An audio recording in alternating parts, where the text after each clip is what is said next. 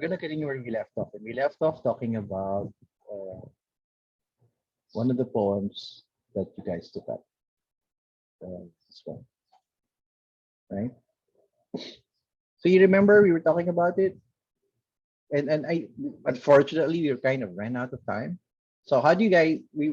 I told you guys that in the poem, the persona, the person who was shot, is in love with Henry, and there is this presumption that the persona is homosexual and cannot reveal his feelings for Henry because of, well, Henry's homophobic. And so the idea, therefore, of the poem was that you had the ranting of this persona going on, but he's also dying at the same time. So you have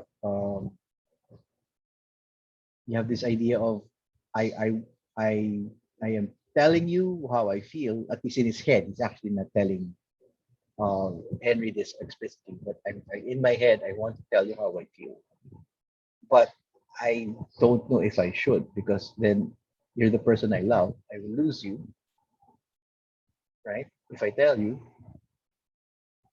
but I don't want you to do anything if I don't.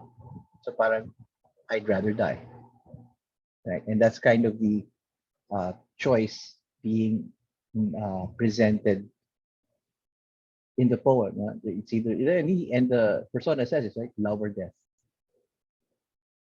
So how did you guys feel? I know some people wanted to talk about this so much. So, but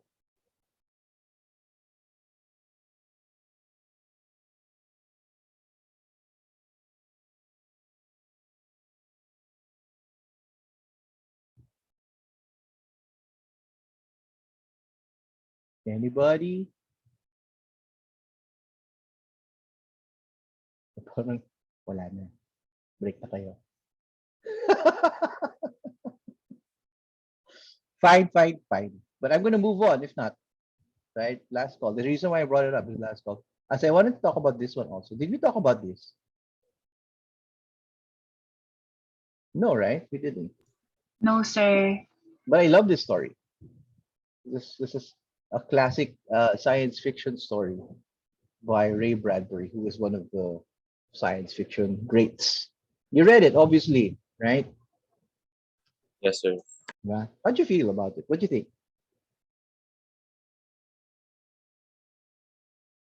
I think it's very clever, like how he personified all the objects so that they felt like they were people, or the actors in that poem. The mice, right? The Yes, robot sir. mice and the the house itself. Right? And the story is interesting because it's a story that is a little, there's a little debate going on about it, in that does the story have any characters in it? Right? Because people kind of presume that for a story to work, it needs characters. But this story, strictly speaking, doesn't seem to have any. Right? Is the house a character? Somebody thumbs up and I can't see who that is. Sophia, why do you think the house is a character? Sir, because when I was reading the story, I kind of related it to our situation today because now we are so immersed in technology and stuck in our homes. So we Yes. become like the robot house. Like there is a set schedule for everything and there is a routine we do every day that just repeats the following days. And then when the fire burned the house down, and which represents when we get filled with problems, it ruins all the schedules, all our plans, but then the next day will still come, which is like why the wall just stayed. And it just showed like it will the days will keep going whether we are ready or not, whether we're in one piece or not. So the character here is like the house, and then all the other things in the house are the other characters. So that's what I think of it. Pero di ba, I mean, if you go yes, I get it, right? And you can see the house and the various things that happen in it. If you look at the house as a quote unquote an agent, right? Meaning something that acts in the story, then obviously, yeah. Then a character as agent, then yes, the house is a character. But if you think about the house, a character as having a personality, the character as having a psychological presence, then the house isn't a character because it's just functioning according to how it's programmed, right? And it's a point of debate. There is no right answer to whether the house is a character or not. I think depending on how you argue it. But I do get your point, right? I get the point of um, it does seem oddly uh, familiar, right? The sense of being stuck inside a structure. But when Ray Bradbury wrote this, he wrote this in the 1950s, if I remember right. He wrote it in the 1950s. And his actual point of concern wasn't technology's confinement of human beings, but rather a more pressing concern at the time, which was the Cold War with the Soviet Union. The if you remember in the story, there is a description of shadows being permanently marked on the walls of the house, and that's consistent with nuclear detonation, right? How do we know that? It happened in Hiroshima. And actually, if you still go to Hiroshima and Nagasaki now, you see the shadows of the people who were killed, right? They're etched into the walls, they're etched into the floor of the ground of the area. And so the implied event that happened, why the people in the house are no longer there, was that there was a detonation of some sort. Interestingly enough, there was a bomb being experimented on kasi by I think both sides, no, the U.S. and USSR, called a neutron bomb, and the neutron bomb was a bomb that would detonate and leave structures intact, but kill anything that was organic, right? So the idea there was you'd bomb a city, you'd preserve the buildings, but everybody in it would disappear. So that's kind of, I think, the premise for this one because the house is intact, right? The house isn't even damaged, right? When in the story, the house could perform every function it could, so it looked like uh, it was kept intact, but everybody in it died. So that could have been, a, a speculated neutron bomb detonation. Of course, it was banned, right? The bomb was banned from development because that's even worse. When you think about it, that's even worse than just the nuclear bomb, right? You're literally designed something just to kill people, not anything else. Diba? A nuclear bomb will detonate and destroy everything, right? And if you remember history, that was used to kind of force to force the Japanese to surrender. That was the point. The devastation caused by the bombs were enough to force the Japanese to surrender. But a neutron bomb is just killing people. So kind of like a chemical weapon, right? And I think it was banned. But anyway, right? So that was Ray Bradbury's concern that there would be the possibility of nuclear war and nuclear war leading to mankind's elimination, right? The fact that he has no people in the story kind of um, shows that it's implying now there are no more people in this world, and that all that's left are the technological achievements of these people to remember them, to remember, quote unquote, to remember them by. And so that ending where the house burns is particularly painful because then even that disappears, even though the technological advancements, even the, the buildings can disappear. And you will have just that broken remnant of of humanity. And because Ray Bradbury was a very staunch um, critic of nuclear weapons and nuclear war, right? As we were all, right, in truth, right? We who grew up during the Cold War had to live through tawag dito? We had to live through a an existence where we were constantly thinking about the possibility of nuclear war. It's like the world having a gun to its head because we never knew. And the thing was, we didn't know what would trigger a nuclear exchange. The fact that we didn't know what was going on between the United States and the USSR at the time, kaya nga Cold War eh. Nobody knew what was going on. It was all kept, um, in the dark. No, there was no open fighting. And so, what if somebody, and that was a constant fear at the time. What if somebody presses the button and launches the nukes? And yeah, so that kind of embodies that hysteria of the time, right? And that's kind of going back to the idea of about this whole module is about the Anthropocene, the period of humanity, right?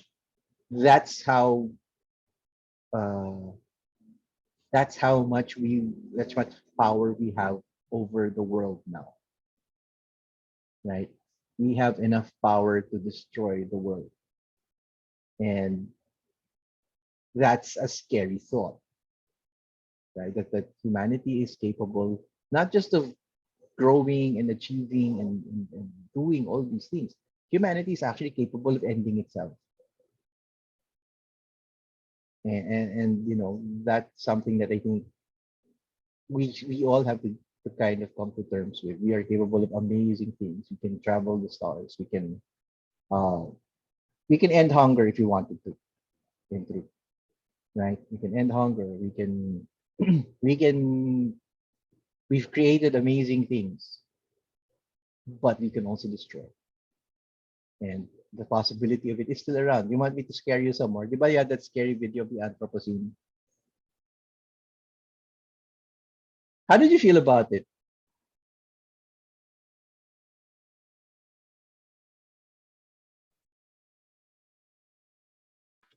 Sure, it's like dreadful, right? Because it's near, but it feels far. It's not near, it's here, Oh yeah, right? well, That's the thing, right? It's not even like a few years away. It's here. Um, well, do I want to scare you somewhere? I'm thinking about it. There's another video that will scare you talaga. Um, here. Wait, I'll show you a video. Very quick lang. It's 2 minutes long, right? But I'm gonna scare you anyway. So wait a minute. I can't see my share screen thing because the chat thing popped up. Go away, chat thing. Okay. Hey, wait. There, there. Okay.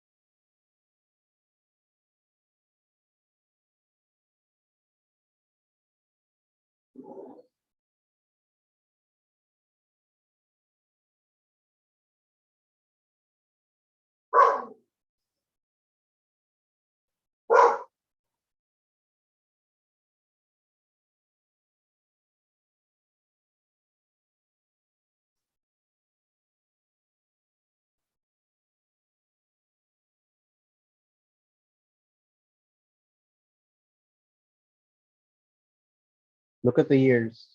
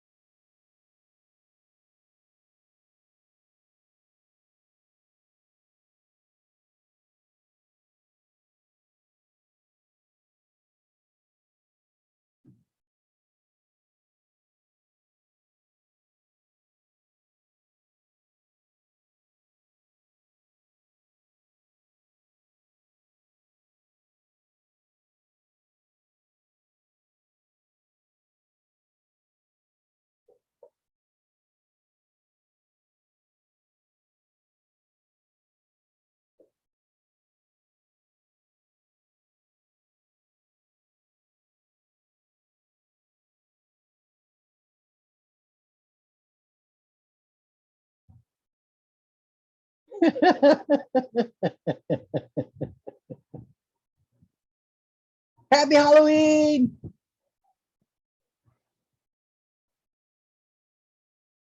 Right? So that was not, right? That was not a horror story. That was not fiction. That is literally what's happening right now. So the world we live in is in that state. And so yung idea of what we need to do and how urgent it is, it's that urgent. Right? That's how urgently we need to do stuff. Because if you notice, um, the ice caps have pretty much melted. Right? The old ice that we have has pretty much gone, and it's no longer replenishing itself. Right? So you have that and that's and they call that lungs of the earth. So your earth is actually breathing worse now than it was. Just in 1910 since 1984. I was already alive then. So like I've actually lived through this entire thing. Right. So but there and that's kind of the concern we have now. The idea of the world being at the precipice of some sort. It is. Yeah. And are we doing something? Yes. That's why you see all these efforts ramping up very quickly. Solar energy, electrical cars, all this stuff. Because urgent na, I think clearly urgent na. And the other thing, which they aren't talking about much, is the oil supply. Right? There are most of the oil that we get, most of the petroleum that we get comes from the Middle East, comes from the Arab Arabian Peninsula, right? Yeah. 30 years ago, they were saying that the estimated inventory of the Arab Peninsula is 60 years from 30 years ago. But that was assuming a constant rate of consumption, right? The thing is, we don't have a constant rate of consumption. The rate of consumption has steadily increased over the past 30 years. And so the inventory, we actually don't know anymore how much the inventory is, right? In the Arab Peninsula. We know that some places have already run out. Dubai, right? Dubai has no natural resources to speak of. It has no agricultural resources. It has no aqua resources. It has no mineral resources. It has nothing except oil. It ran out several years ago. It ran out. So Dubai has no resources. That's why Dubai markets itself as a location, right? It's where you can go to work. It's where you can put up offices. It's where you have no income tax because that's the only thing that Dubai has to market its location. So it spent a lot, right, making it nice because wala na siyang resources to speak of. And we don't know, and now other places like Abu Dhabi is also doing the same. It's building itself up as a location, not talking about anything else so far. Why? Because we suspect that their oil reserves are maybe almost gone or gone. Which means what? Oil is running out, correct? Let's add a little bit more complexity to the question. Are there places in the world where oil has not been tapped? Where? Yeah.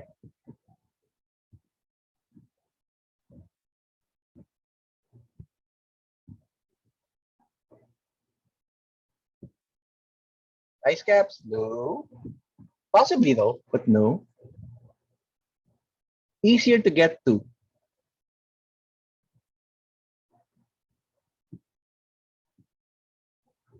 It's called the South China Sea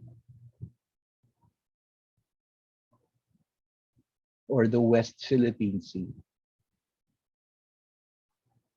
right? So if you're wondering why China is so attacked to get control of that region, it's because they suspect that there's oil, right? So, and given if oil reserves are running out, whoever controls oil reserves will become extremely wealthy, right? Because when the Arab Peninsula runs out, where else is the world going to get oil? And the world is oil addicted. So why is it therefore so important that we protect that claim? That's why. You know what's more interesting is there's another place which has oil which has never been extracted. It's called Mindanao. So there is oil now in Mindanao. What's the problem? There was some Muslim insurgency in Mindanao. So how are you going to claim the oil? Right? If we did try to extract the oil from Mindanao, it would be too expensive because you would have to pay additional costs for like security and military and all of that, which is why there's enormous pressure and a lot of effort being done to pass that Bangsamoro law. Why? If peace comes to Mindanao, the oil becomes accessible. The Philippines suddenly becomes an oil-producing country. Right? So imagine the amount of wealth that instantly pops up if that happens. And imagine what happens to Mindanao, right? Mindanao will become the wealthiest region of the country, no longer Luzon. It will become Mindanao. So those are the stakes that are ongoing right now. No? If you're wondering, those are some of the stakes that are ongoing. And that's all in light of what? Diba? That's why we always have Americans here. That's why the Chinese are here. That's why there's so much attention being paid on this little bunch of islands. We're not little, by the way. I'm sorry. That's a misnomer. This country is not small. We're bigger than Korea. If you're wondering, the land area of the Philippines is larger than Korea. We can fit Portugal inside the land area of the Philippines, Portugal and a few other European countries. So we're not small, right? Uh, and those are things that I think we have to figure out. No. But going back to the idea of the Anthropocene and how our actions affect the world, those are things that we have to keep thinking about, right? And Bradbury's cautionary tale is that we can easily end up there. Does it mean that we will not have nuclear war? Well, I hope not. But we don't know where the weapons are either. You realize that, right? The US knows where its weapons are, but there is no longer a USSR, right? The former Soviet the United Soviet Socialist Republic, Union of Soviet Socialist Republics has broken up into many little countries. The thing was the nuclear weapons were spread throughout that region. So all these little countries have nuclear inventories. So, it's a constant fear now. What if somebody decides to sell a nuke to a terrorist group? Right? So, yeah, just spicing up life for you guys when you think about uh, your future as a human being in this country, in this world. Okay, so I wanted to share one more thing, right? And it was this story. What did you think of it?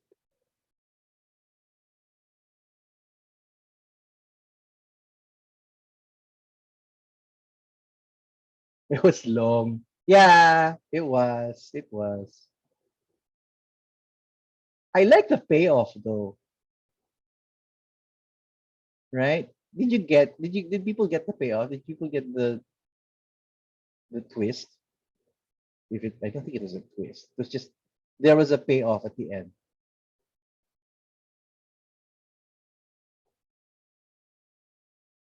I have a feeling like people are already hungry for having lunch. I suspect. Hello. Sorry, I talked too late. Diba? It's I like the fact that it begins as a very boring story. It's a story about a creative writing class, right? And you have this nun who attends the class. But the thing is, the story she writes um, is compelling, and diba, the narrator loves it, right? He loves the story. He thinks that she's an excellent writer, and it gets disturbing though at a certain point. For those who haven't read, I suspect some of you have not read it. For those who haven't read it, it gets disturbing at a certain point because she is discriminated against, right? Because she's a horse child, right?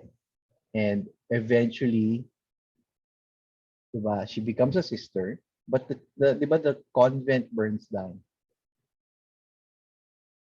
right? And there is in the story, she burns down the convent.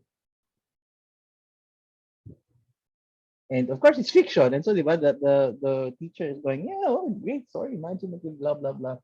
And then that last line she says, right, that, oh, but the flames, right, go up to the sky. And it's like, oh my God, you really burned the convent down. I thought that was a great payoff. And the point here was, my point here in sharing the story was the idea of identity, right? Uh, Here was someone who from pretty much childhood was identified and kind of classified by society or the people around her as something, right? She was automatically discriminated against because of her origins, right? She was the child of a prostitute, and she gets abused, right? But I think it sounds weird, but she gets abused, and the one way of telling the story is she overcomes it and becomes the sister, and becomes a noble person despite the abuse, right? Which is a very inspiring, uplifting story. But diba, in this case, what happens is, yes, she is that, but there's this darker side to it that we are given a look into, and that, yeah, she becomes that, but she wasn't. Kumbaga, that was not all her, or she was not all that. There was something more to her, right? And it was the side that I guess she never shows, right? The side that uh, will feel the abuse and will feel attacked, and therefore will want to lash out. And I put that story in because, well, yes, in this case, it's very fictional. She's a prostitute child, but many other people get the same treatment for less, right? You don't have to be a prostitute child to go through some of the things she goes through. You get my point? Some people will get discriminated against because of socioeconomic background, for example. But you're you're not as rich, or you don't have as much, or your parents are not educated, or uh, whatever, right? And that does affect your identity. That does affect how you think about yourself. And I think the thing that I like about her burning the convent down was it was an assertion of who she was. It's I don't suggest you burn the school down. But my point here is that she knew who she was and she wanted to make sure that, that was her claiming who she was, right? And so I can be a nun after that, right? I can be a nun. I can serve people and be good for the rest of my life. But that moment was her saying, "No, I'm not going to take it." Right? And again, I'm not encouraging you guys to go out there, shoot people or whatever. No, no, no, that's not the point.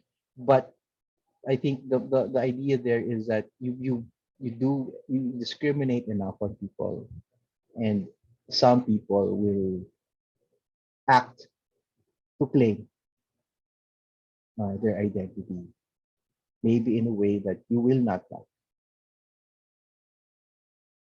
Right? In you know, in society right now where identity is so critical, right, and so complicated, right?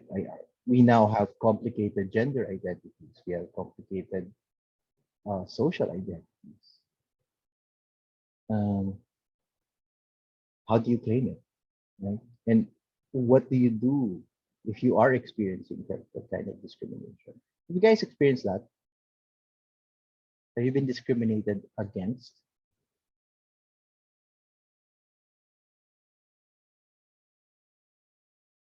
Racially, gender, age? So like age, how are you guys been discriminated by age? Sophia? Oh, sir, not really by age, but the gender. Okay, how? Because I'm a volleyball player, and then usually people would say volleyball is only for girls. And then it's like similar to the saying, "Oh, you run like a girl." And it's like, what are you trying to say? Are you saying that the abilities of a girl is like weak? Are we Yeah, weak? And then it's also like when a guy joins volleyball, they're going to say, he's "Oh, gay. yeah," or Yeah, like, "Oh my gosh, you're one of the girls," and what yeah. does that mean?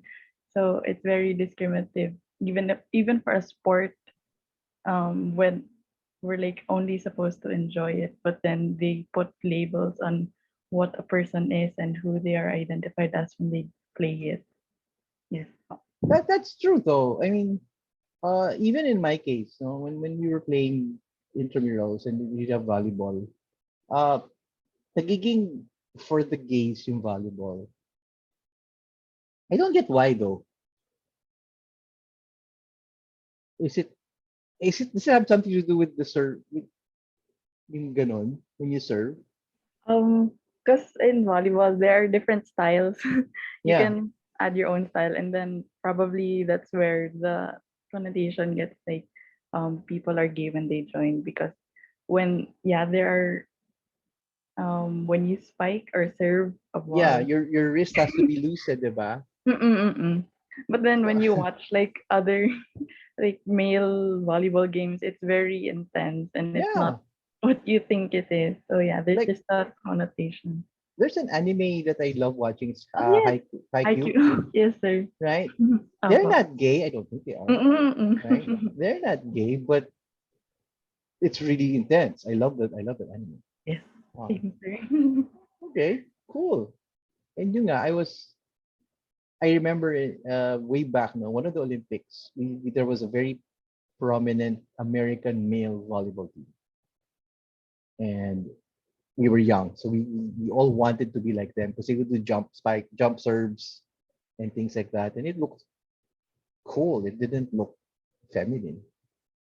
So I don't know why volleyball has that kind of uh that kind of relation. I think nga because iba yung ganun na you lose yung wrist, they assume, kasi ang bading lose yung wrist. It's like, no, I don't think so. Um, So there, that's one. Somebody else was saying, Ryland, what were you saying? What were you raising your hand for? Oh, sir, it's about my race. Okay. Okay, so it was like before pa, I was a kid, so I don't really remember. But we were in the States and we were going home now, so we were boarding the plane, Mm-hmm. but they had to check our hand in. I no, our Your hand hand carry. yeah, our hand carries. And then this girl stops us and she's like, "Oh, you can only bring one hand carry." But then when we look in front of us, there's all these other white people with like seven or like five. And we're like, my dad's like, what? Look at those people. They have a lot. And we had, I don't know, we had like four or three. And Mhm. then she made us pahiya pa. She was like, no, open it and make it and put it into one. And I was like, Yeah. what the heck? How are we gonna do that? So it was so hiya because you had to open all our mga maletas and then we had to pack it into one. I mean, we did it in the end, but Yeah, you had to, yeah, right? They wouldn't we let you in had the to. plane. Yeah, it just sucked. Yes, that's Yeah. all. There. That happened to me when I was in the States. I was on a flight, I think a domestic flight. And I think because of my skin color and what I look like, I was I was asked to go aside and they did a full body search of me, right? I was profiled basically. And because I I I kind of look Arab sometimes depending on the angle. So I think I was profiled that way. Or just because I was brown, them, right? Brown people are all the same and that stuff. Um, but yeah, that happened. Um, anyone else? Have you guys ever been profiled or discriminated on because of your age?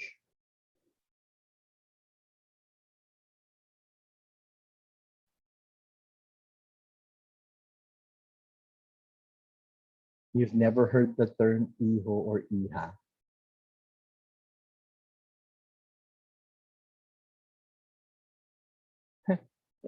Ella saying they wouldn't let me into the malls because I look well.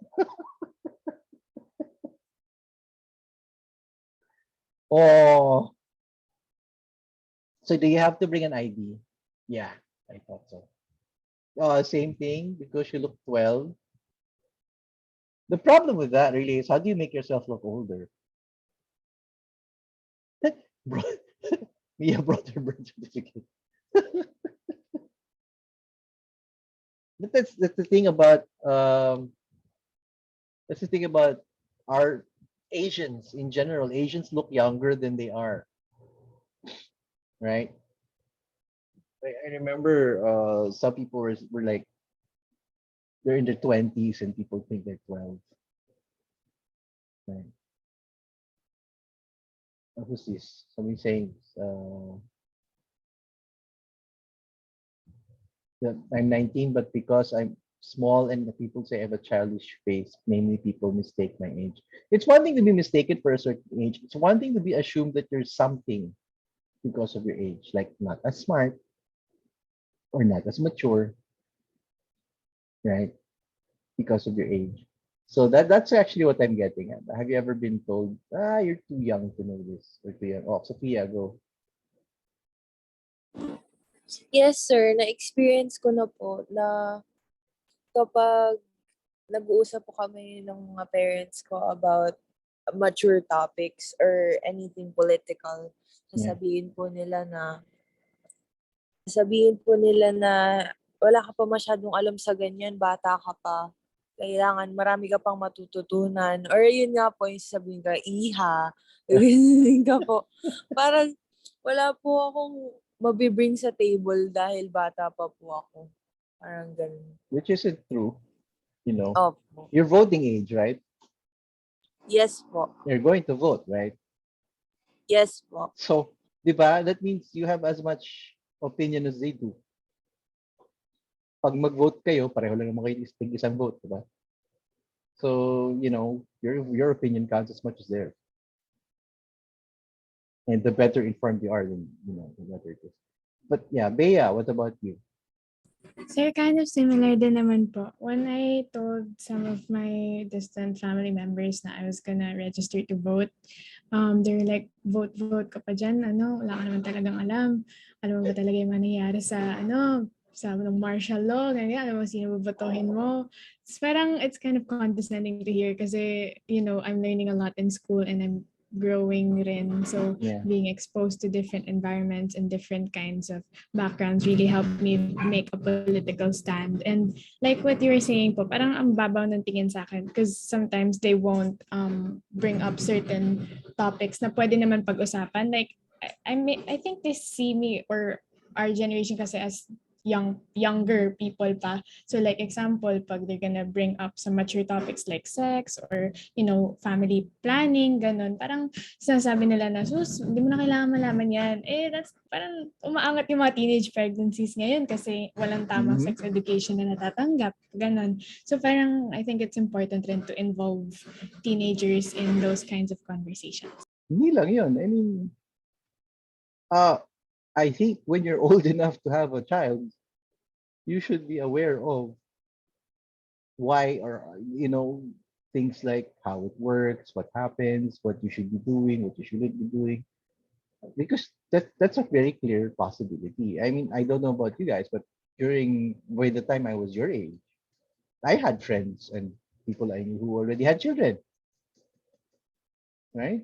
And yung bang imagine ang hirap noon na yung edad kang ganyan na iniisip to ay kapaon yun ka pa tapos may anak ka na. Right? So and that's something that I think should be and that's a problem kasi with older people. Especially people who know you, people who raised you, right? There's a tendency to see you as younger than you are. And yeah, it's actually a real psychological phenomenon. It's called mental age. And apparently, like your parents do not see you as the parents see you as a certain mental age as in their heads. You should ask your parents, when you see me, how old do you see me? They will probably answer something like 5 or 7 years old, or it's even 3 years old. So they will not see you as, let's say, 19, 18 years old. They will see you as children, really young children. And it takes a while for them to get over that. Right? Normally, what's one of the big hallmarks that changes how parents view their children, it's when the children get married. Right? Because suddenly the child is like, oh my God, malaki na siya. Bigla siya. And to them, bigla siyang lumaki. Right? Bigla siyang tumanda. And that's why sometimes it's a very big disjoint for them to deal with. But that's what I mean when you're being discriminated by age. It's the assumption that you're not informed or you're not capable of forming an opinion simply because you're of your age. And the thing is, you guys are technically adults, right? You guys can drink. You guys can vote. So you have, as much right to an opinion as they do. Tanong ko lang, so ano yung sinasabi nila about hindi mo pa alam yung nangyayari sa mundo? Particularly what? Yung sa martial law, for example. Kasi po, di ba, presidential candidate si BBM. Tapos I was asking some of them na parang, bakit si BBM yung iboboto mo? Can you give me some reasons? Ganun, educate me. So parang sinasabi na, di mo nga maintindihan. Parang nga ako. Make me understand. Tapos parang yung usual na response na sabi ko sa TikTok, TikTok dyan. Pero yun, sinasabi nila sa TikTok daw nila nakikita, ganun. Tapos parang I can give you credible sources about the other platforms if you can do the same for who you're voting for. Pero babasahin ko yun eh. Yung TikTok, papanoorin ko lang eh. Yun po, exactly. Yun yung sabi niya sa akin. Parang, tamad naman ito. Exactly. Binabara po kasi ako when it comes to that. Kaya parang, ay, kaubos ng energy. Yes, I agree. Pero that's actually a social experiment that's going on. People are asking BBM supporters, ano man ginawa ni BBM? And the funny thing is, most of the time, the answer that they get is, I'm not answering your question. And it's like, bakit wala kayong masagot? Or worse, but ayaw niyong sagutin kung meron talagang ginawa. But there. So, but yeah, please, no, do not, TikTok is not credible evidence. Especially you guys, you've gone through research classes in high school. You know what a good source looks like. A TikTok video is hardly a good source. The problem in that you realize is that most people cannot distinguish between good sources and bad sources. The typical Filipino has not received that level of education. And so to them, TikTok is as valid as a historical book. And that's the problem we deal with now.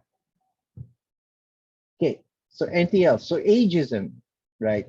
Both discriminating if you're young and discriminating if you're old is a form of discrimination. And therefore age, despite the fact that it's changing, is part of your identity as well. Right? So those are things I wanted to bring up. It's already 10:47. Ayun na naman tayo. Any last questions or comments? Oh, I'm sure you got your advisory marks. Huh? And you were like, huh? There was? Yes, there was. Okay, so a couple of things. Number one, advisory marks have no bearing on your finals. Okay. Number two, they're just based on what I've checked. And there are things that you submitted afterwards, so it does not mean that that's your final grade. So please do not freak out. Okay. So I will check for other stuff, and you are submitting other stuff. Your midterms, hindi ko pa check, right? So, so expect they get better. All right. So the last thing is, it's very difficult to fail my class. Are the discussion boards part of the advisory mark? No. Right. The discussion boards are actually reserved for the final mark. That's kind of how I use that as adjustment at the last when I'm computing for your final. So no, it's not part of the advisory mark.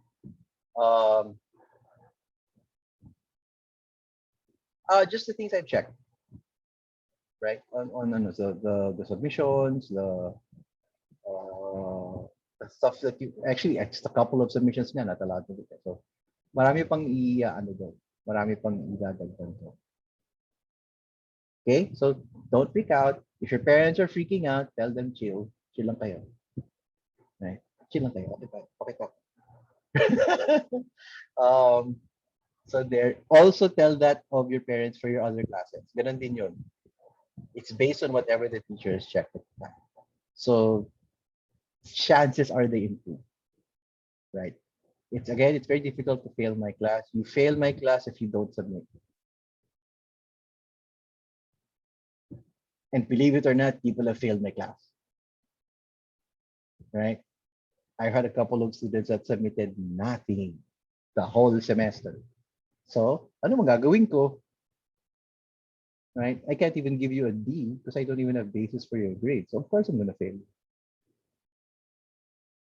So, there. But if you submit, chances are, you're not going to get a D. You're going to get something higher. Unless you really screw it up.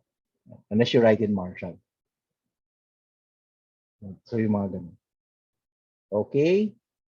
So, it is now 10:50. Last chance for questions.